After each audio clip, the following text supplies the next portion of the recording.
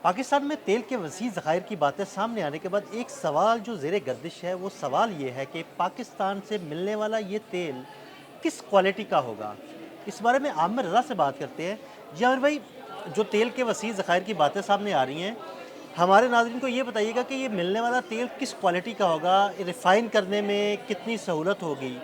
देखिए दुनिया में जो क्रूड ऑयल है जो कि ज़मीन और समंदर की तहों में से निकाला जाता है। असल में समंदर से भी जो निकलता है वो होता तो उसकी उसकी सतह से सतह ज़मीन पर अंदर जाकर ड्रिल करके निकाला जाता है।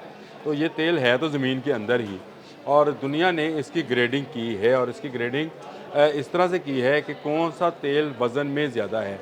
अच्छा, वज़न में क्यों ज़्यादा है, उसके अंदर कितने परसेंट जो है गंधक शामिल है, सल्फ़र जिसको बोला जाता है, और धातें अगर उसमें शामिल हैं तो वो हैवी हो जाएगा, और उससे ज़रा अच्छा ऑयल निकलेगा तो वो ज़रा उसको कहेंगे कि हम ये मीडियम क्वालिटी का ऑयल है।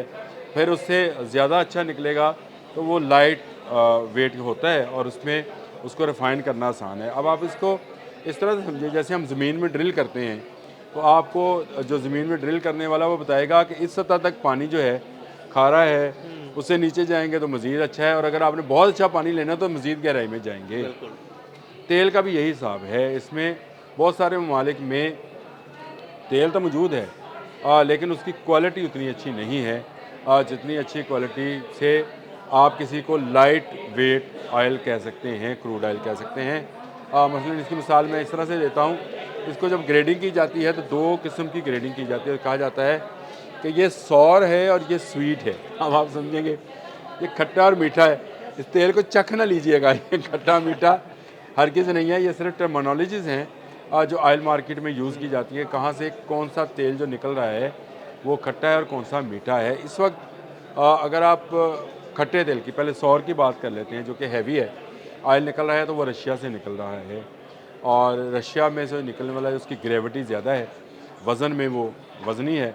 उसको साफ़ करना, रिफ़ाइन करने पर आप समझ सकते हैं कि उसको मज़ीद केमिकल्स का इस्तेमाल करना पड़ता है, और उसमें से खाम तेल में से पेट्रोल और डीज़ल जो इसकी मुख्तलिफ़ कैटेगरीज़ हैं वो कम मकदार में निकलती हैं। जो ज़्यादा निकलता है वो ज़मीन का वो मादा है जिसको हम तारकोल कहते हैं, और ये इस तरह से जो है उसमें से तारकोल या जो जिसको हम पंजाबी में लुक कहते हैं, वो निकलती है जिससे रोड बनाने का काम लिया जाता है। वो ज़्यादा मकदार में होती है। फिर उसमें गंधक का ज़्यादा इस्तेमाल है जिसके लिए केमिकल्स यूज़ कर किया जाता है।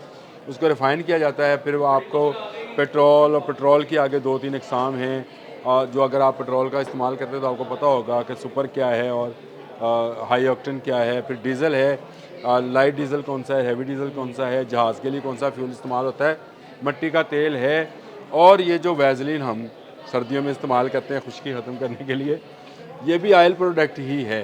तो ये मुख्तलिफ़ प्रोडक्ट्स हैं। तो उसमें से निकल कर जो तेल सबसे सामने आता है उसकी उसकी फिर ग्रेडिंग की जाती है, कौन सा हैवी है, कौन सा लाइट है, कौन सा मीडियम है, और फिर इस ग्रेडिंग के हवाले से स्वीट और सौर का नाम दिया जाता है। यानी आमिर भाई, इसको रिफ़ाइन करने पे अखराजात भी ज़्यादा होते होंगे मेरा ख्याल लाज़मी बात है, जिसमें से आप ज़्यादा चीज़ें निकालते हैं उसमें उसमें केमिकल का ज़्यादा इस्तेमाल, अगर गंधक ज़्यादा है केमिकल का, अगर गंधक कम है तो केमिकल का इस्तेमाल कम किया जाएगा।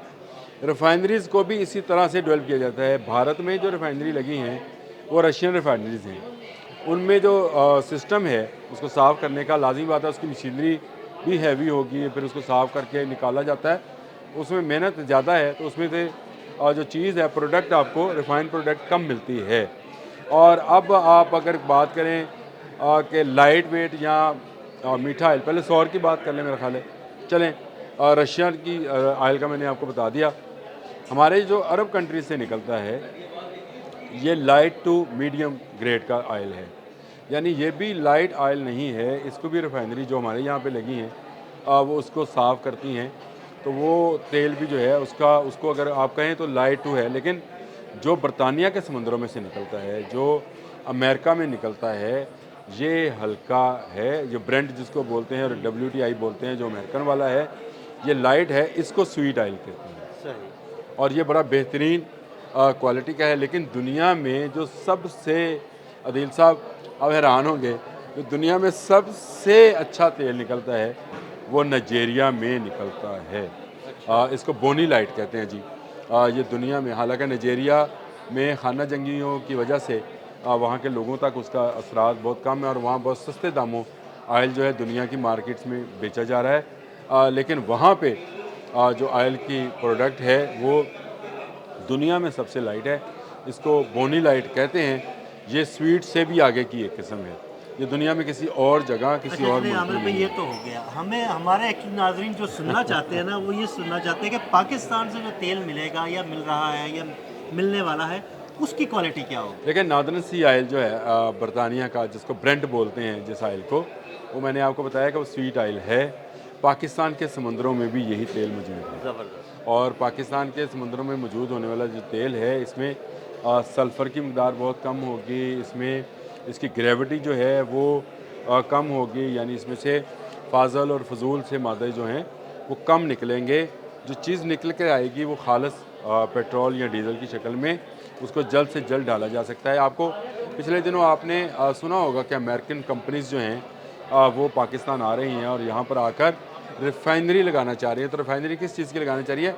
मैंने आपको इसी व्लॉग के इसी बात जब हम बात कर रहे थे तो शुरू में बताया था कि जो स्वीट ऑयल है वो दो जगह से जो निकलता है। एक ब्रेंट है बरतानिया वाला और दूसरा WTI जो है क्रूड ऑयल है अमेरिका वाला। और इसी की रिफाइनरी जो है अब लगाना अमेरिका पाकिस्तान में चाहता है। तो आप इससे अंदाज़ा कर सकते हैं कि अमेरिकन किस हद तक इसमें रिसर्च कर चुके हैं कि पाकिस्तान में मिलने वाला जो ऑयल है वो स्वीट है। बिल्कुल, क्योंकि वो अपना चखना भी लीजिएगा अगर क्योंकि वो आपको अपना शुगर है। भी जो मिलने वाला ऑयल है उनका भी स्वीट है, तो उन्होंने वही रिफाइनरी लगाई लाज़िम हुई बात है। है उनके पास वही टेक्नोलॉजी है, तो वो वही टेक्नोलॉजी उनके पास यहाँ जो मूव टेक्नोलॉजी है करेंगे। उसी टेक्नोलॉजी को वो पाकिस्तान में लेकर आ रहे हैं। ये अगेन उस बात की तस्दीक है कि पाकिस्तान में जो ऑयल है उसकी एक तो मकदार बहुत ज़्यादा है, क्योंकि अमेरिका यहाँ पर क्यों इन्वेस्ट करना चाहता है, कंपनीज क्यों आना चाहती हैं, तुर्की के जहाज़ क्यों आना चाहते हैं। तो ये सारी तस्दीकात हैं जो मैं आपको बार बार दे रहा हूँ कि पाकिस्तान के अंदर जो ऑयल है जो कि जिसकी मकदार जो है वो कहा जा रहा है कि साढ़े 9 अरब बैरल है, कोई कह रहा है 11 अरब बैरल से ज़्यादा है। ये स्वीट ऑयल है। शुगर है तो चखना लीजिएगा, बार बार कह रहा हूँ। लेकिन स्वीट ये इस वजह से कि ये हल्का है और इसकी कीमत भी आलमी मार्केट में ज़्यादा है। और इसको अगर हम निकाल कर रिफ़ाइन कर लेंगे तो हमारे अपने इस्तेमाल के लिए बहुत अच्छा, और फिर हम दुनिया में रिफ़ाइन ऑयल बेच सकते हैं, जो कि भारत रशिया से लेकर कर रहा है काम। वो हम अपने ऑयल पर करेंगे, ऑयल की तजारत करेंगे तो दौलत आएगी। और दौलत आने का मतलब ये है कि पाकिस्तान में पर कैपिटा इनकम जो है उसमें इजाफा होगा। कितना इजाफा होगा इसका अंदाज़ा अगर आप करना चाहते हैं तो फिर आपको अरब और कुवैत के पर कैपिटा इनकम को जो है उससे कंपैरिजन कर लेना चाहिए। मैंने एक दिन पहले भी अदील साहब से कहा था कि वो जो तोप होती है वो सुलवा लें, आप आने वाले हैं। लेकिन इनका अरबी चूगे। हाँ अरबी चोगे, लेकिन इनके अरबियों की हरकत पे ज़्यादा नज़र है, चोगों पे कम है। लेकिन ये बात ठीक है कि पाकिस्तान में दौलत की रेल पेल होगी और पाकिस्तान से जो ऑयल मिल रहा है दिल साहब वो अच्छी और आला क्वालिटी का है। और अल्लाह करे जल्द से जल्द हम इस ऑयल तक पहुँचें और इसको निकालें और फिर इसको रिफ़ाइन करें।